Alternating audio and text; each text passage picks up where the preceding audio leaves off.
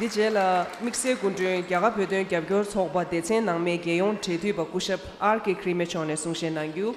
I would like to request our special guest Shri RK Krime, National Convener of Core Group for Tibetan Cause India, to deliver his speech.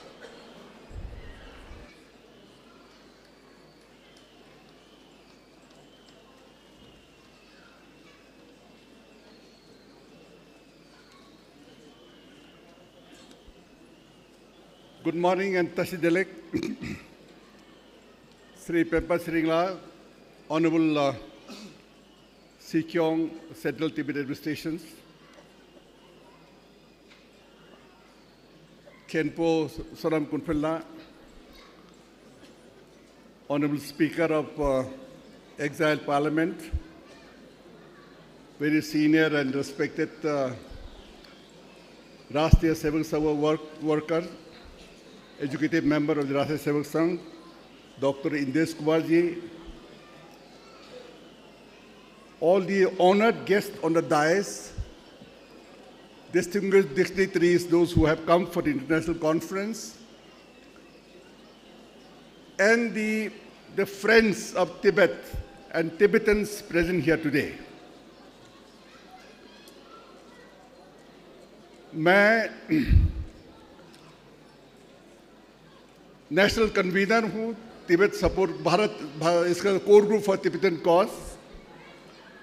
ये core group for Tibetan cause का मैं एक दो line में आपको बताना चाहता हूँ कि ये कैसे हुआ। 1959 मार्च महीने में 17 मार्च को हिज होलीनेस तिब्बत छोड़ा और 31 मार्च को हिंदुस्तान में उनका चरण यहाँ पधारे और वो जिस जगह में हिज होलीनेस को भारत सरकार ने रिसीव किया है वो मेरा ही डिस्ट्रिक्ट है अरुणाचल प्रदेश में। वहाँ से आपको वहाँ में रिसीव किया। उस जगह का नाम जिमीथांग और ये खेंजमानी के बीच में चूथांग बोलते हैं। आज आप लोग वहाँ अगर जाएंगे तो वहाँ लिखित रूप में वो लिखा हुआ है हिज होलीनेस का यहाँ कितने फौज ने हमारे हिंदुस्तान के फौज ने उनको वहाँ रिसीव किया है, उनको लिया है और वो उसका वहाँ सारे इतिहास और आज वो बहुत बड़ा पवित्र स्थान हो गया है। मैं इस अवसर पर दो बातें आपको सामने रखना चाहता हूँ कि ये बुरा वो क्या बोलते हैं ना, ये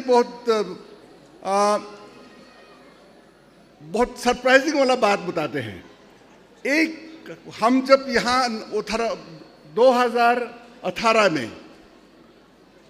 पूरे तिब्बत का सरकार हिंदुस्तान में उन्होंने भारत को धन्यवाद का एक प्रोग्राम बना रहा था तो हम लोगों ने वहाँ से जहाँ से हिज होलीनेस हिंदुस्तान में उनका चरण रखा वहाँ से पदयात्रा शुरू किया।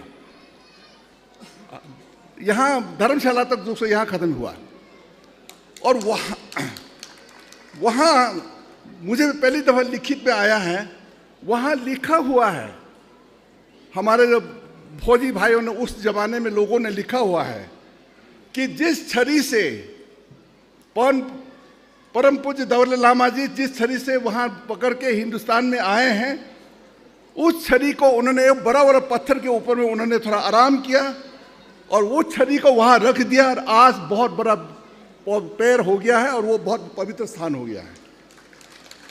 एक वो लिखित में है। दूसरा लिखित में यह है कि वहाँ से आने के समय में हमारे डिस्ट्रिक्ट उनको असम में पहुँचना था। हमारे एक डिस्ट्रिक्ट में एक जगह का नाम है खेलोंग, वहाँ उस समय में फॉरेस्ट का लोगों का एक ऑफिस वगैरह था। वहाँ खबर मिला कि आज हिज होलीनेस असम तक नहीं पहुँचना है, वहाँ कोई सिक्योरिटी इशू था तो रात को पता नहीं उनको किसी तरह से वहाँ ठहरा गया और रात को जब वहाँ ठहरे सुबह उठ के उन्होंने वहाँ में वो फॉरेस्ट का ऑफिस है, वहाँ काफ़ी नर्सरी है, नर्सरी का एक पत्ते के वहाँ में एक कोई दाल जो एक ब्रांच उसको उठा के उन्होंने वहाँ उल्टा उसको वहाँ वो ज़मीन में गाड़ दिया। हम लोगों का ये प्रार्थना, हमारा लोगों का जो मुंह बोली जो समझते हैं वहाँ ये कहते हैं कि उन्होंने ये वहाँ में वो उनका वो मन से एक मौलाम करके गया, मतलब मन से एक प्रार्थना किया है कि अगर इस पैर बड़ा हो जाता है तो मैं ज़रूर तिब्बत वापस आऊँगा। और आज इतिहास है वो पेड़ बड़ा हो गया है और हिज होलीनेस 14 दलाई लामा तिब्बत आज़ाद होकर वापस जाना निश्चित है। मैं तो इस इलाके का मैं ये कहना चाहता हूँ। यहाँ दोस्तों ये ऐसा है, मैंने 2018 में लाके उसको पूरा फोटोग्राफी किया, सब कुछ लेके आया लाके। जब यहाँ हम लोग अंतिम चरण में हम लोग का समापन यहाँ धर्मशाला में हुआ, हम लोगों का जितना भी पदयात्रा में लोग आए थे सबको दर्शन हुआ और मैं जो फोटोग्राफ करके सब कुछ लेके आया था हिज होलीनेस 14 दलाई लामा को मैंने उसको भेंट किया और आप हिज होलीनेस देखा, दोनों को पढ़ा, कह रहा मैं विश्वास नहीं करता हूँ, ये सारी बातें हो ही नहीं सकता, ये पौर पैदे उल्टा बड़ा नहीं हो सकता, इसलिए मैं विश्वास नहीं कर सकता।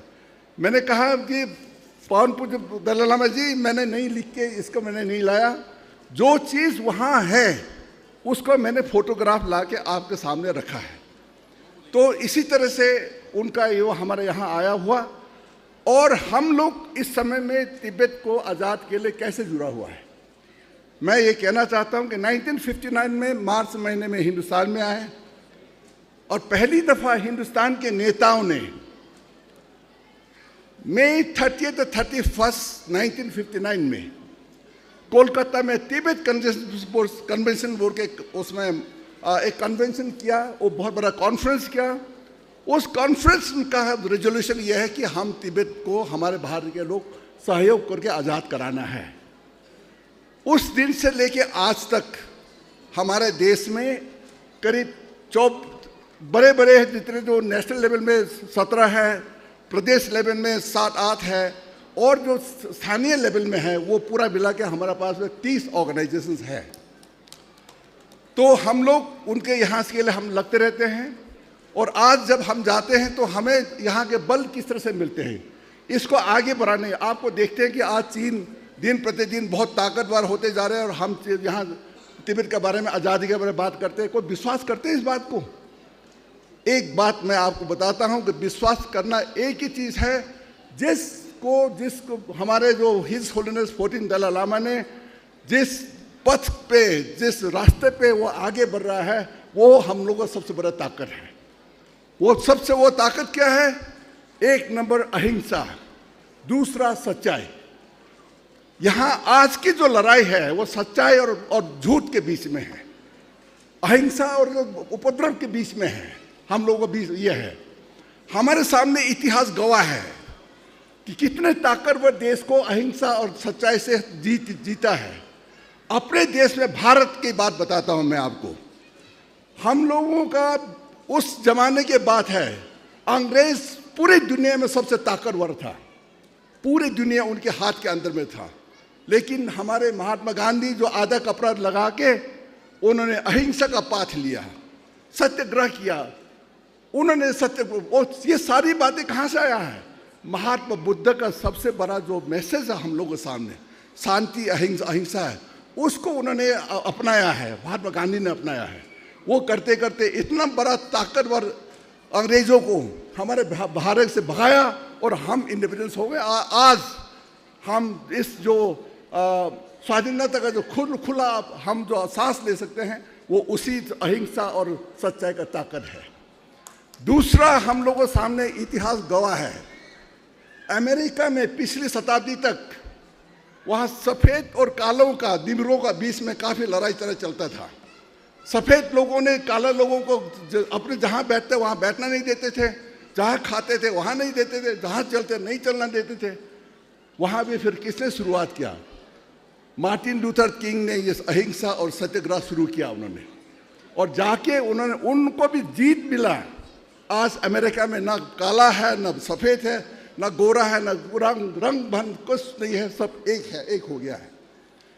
तीसरी, हम लोगों के सामने एक इतिहास गवाह है, वो जो हमारे जो साउथ अफ्रीका में भी उसी तरह से एक रंग भेद था। वहाँ में भी काला का सफ़ेद का ही, वहाँ के पूरे देश का लोग काले थे। 5-10-15% के लोगों ने, सफ़ेद लोगों ने उसको वहाँ के चला के रखा। नेल्सन मंडेला ने शुरुआत किया, इसका आंदोलन किया, उसको 27 साल जेल में रखा। 27 साल जेल में रखने के बाद पर भी उसके बाद देखिए इस अहिंसा और सच्चाई का जीत हुआ और आज अफ्रीका में आज़ादी है, सब खुला आराम से जा सकता है। इसी तरह मैं कह रहा हूँ, मेरा दावा है और मेरा पूरे विश्वास है और हमें भी इससे काफ़ी ताकत मिलता है कि जो हमारे महात्मा बुद्ध का जो मैसेज है, जो हिज होलीनेस का जो उनका जो मैसेज है हम लोगों के सामने, ये हम लोगों के सामने बहुत बड़ा ताकत है।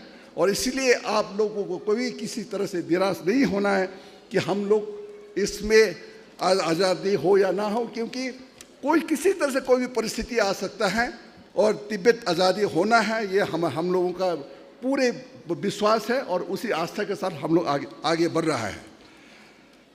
आप यहाँ बहुत ही अच्छा हुआ, सभी लोग यहाँ आए, एकत्रित हुआ। सबसे पहले तो मैं यही था कि 1977 में फरवरी महीने में हमारे भारत के पार्लियामेंट के इलेक्शन हुआ, वहाँ मैं भी था, मैं जीत गया वहाँ उसमें। और सबसे पहले जो 10th अपराइजिंग डे को मुझे कब मालूम हुआ, दिल्ली में हमारे यहाँ आज हम हिज होलीनेस का ऑफिस में एक है, अभी एक साहब उनका सेक्रेटरी है लोब्सांग जिम्पालो, उस समय में यूथ कांग्रेस का, तिब्बतन यूथ कांग्रेस का वर्कर्स थे, वो उन्होंने आके 10 मार्च 1977 में सबसे पहले हमने दिल्ली में इसका अपराइजिंग डे का उसका हम लोगों ने भाग लिया, उसका प्रोग्राम किया। और उस समय में इतना यहाँ आज जिस तरह से सिक्योरिटी का बड़ा प्रॉब्लम है, वो ज़रा खास प्रॉब्लम नहीं था। हम लोगों ने चीन का झंडा को प्रोसेशन के ले जाके उनके एम्बेसी के सामने जलाया था हम लोगों ने कि इसका यहाँ होना है, वो उसमें तिब्बती के बारे में करके। तो मुझे फिर बहुत अच्छा लगा, मैं सौभाग्य मानता हूँ हिज परम्परा दलाई लामा का जो आशीर्वाद से। सबसे पहले तो मैं भी आज इस अवसर पर, और हम लोगों ने हमारे जो तिब्बत सपोर्ट ग्रुप ने अभी कल एक प्रोग्राम करना जा रहा है, वो Tenshug long life prayers to his holiness. आप लोगों सबको पता है कि हमारे बुद्धिज्म में लॉन्ग लाइफ प्रेयर्स हमारे बुद्धिस्ट लोग देते हैं, या आप लोग तिब्बती लोग आज तक जो उसका 18-19 long life prayers his holiness को दिया है, वो या तिब्बतियों ने किया है या उसमें आपके जो हिमालयन के या जो बुद्धिस्ट लोगों ने किया है। लेकिन जो कल हम लोग यहाँ देना, उनके जो हम लोग भेंट करना जा रहे हैं, लॉन्ग लाइफ पूजा हम करना जा रहे हैं, वो हमारे भारतीय नहीं करने जा रहे हैं, जो ना बुद्धिस्ट है ना तिब्बती है, पूरे भारत के लोग उनको देना चाहते हैं। और इससे हम ये मैसेज देना चाहते हैं पूरे दुनिया में, खास तौर पर चीन पे, आप कुछ भी बोले, हम भारतीय हिज होलीनेस 14 दलाई लामा के साथ हैं और उनको आप कुछ तरह से नहीं बिगड़ सकते हैं।